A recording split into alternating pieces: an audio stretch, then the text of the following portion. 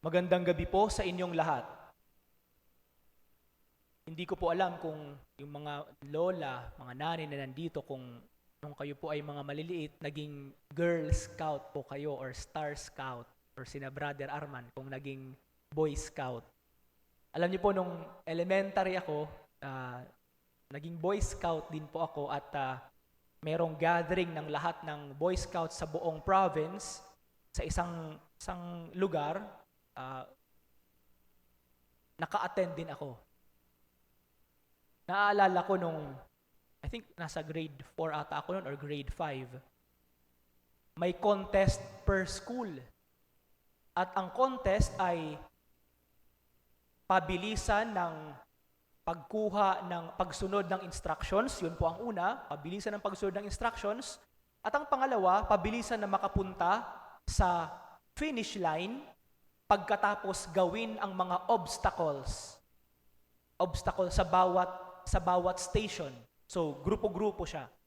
At ang challenging dahil papasok sa mga liblib na mga lugar sa gubat at susundin ang mga directions. At ang directions hindi nakasulat dito na sa ganito liliko ka or diretso lang. Ang gagawin, kailangan tingnan mo yung mga signs. Pwedeng dahon na nakatutok o di kaya may mga kulay na mga ribbons kung liliko o kung bawal dumiretso. Kami yung nakakasunod sa unang grupo. So kami yung number 2. Medyo ilang minutes din ang agwat namin.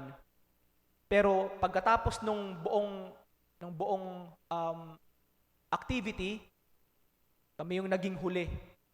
Dahil ang nangyari, yung unang grupo, dahil sila yung nauna, may mga obstacles, may mga signs na binago nila.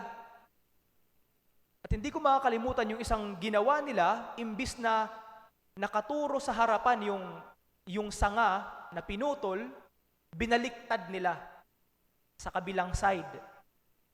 So dahil binaliktad, kung saan nakaturo yung sanga, sinundan namin. Yung pala, yung sinusundan namin, doon sa toilet ng buong Boy Scout na compound. So nawala kami, pagbalik namin, ibang grupo na yung nauna sa amin. At hindi lang pala kami yung nawala. Mayroon ding ibang grupo na nawala din dahil sa ginawa nila. Maraming pagkakataon na dahil sa ating mga ginagawa, nagiging dahilan tayo upang mawala ng landas ang ibang mga tao. Ang skandalo, isa sa mga bagay na ginagawa natin na nakakapagdala sa ibang tao upang hindi lamang mawala ng landas, may mga pagkakataon din na nasisira ang kanilang tiwala sa atin at ang worst pa, nagiging dahilan upang masira ang kanilang pananampalataya sa Diyos. Kayong mga magulang, ang iba sa atin siguro nagtatrabaho, may mga tao rin na ibinigay ng Diyos sa ating opisina o sa ating trabaho upang pamunuan natin. At ang bawat desisyon na ating ginagawa, it can either make or break sa ating mga subordinates. Isang konting utos, kapag mali ang ating utos, pwedeng maging dahilan upang sila ay mapahamak o di kaya ay maging dahilan ng pagkasira ng kanilang pagtitiwala sa atin. At para sa akin, isa sa may pinakamalaking responsibilidad hinggil sa pangangalaga ng kaluluwa ng tao ay ang kaming mga pare.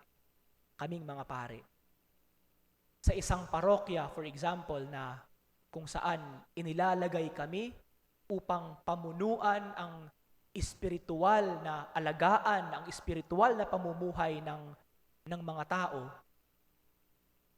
isang maling turo, isang maling desisyon, isang maling pag-uugali, pwedeng maging dahilan para makakreate ng iskandalo sa mga miyembro ng pamayanan at ng parokya.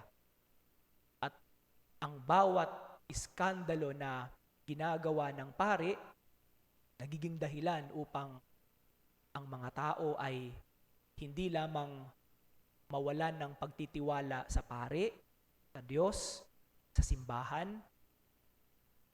Minsan nagiging dahilan din para mawalan ng pananampalataya sa Diyos.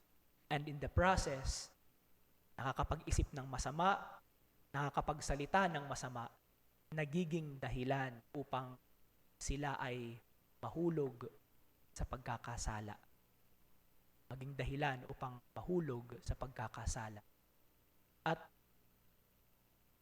ang Ebanghelyo ngayon ay isang magandang paalala din para sa aming mga pari.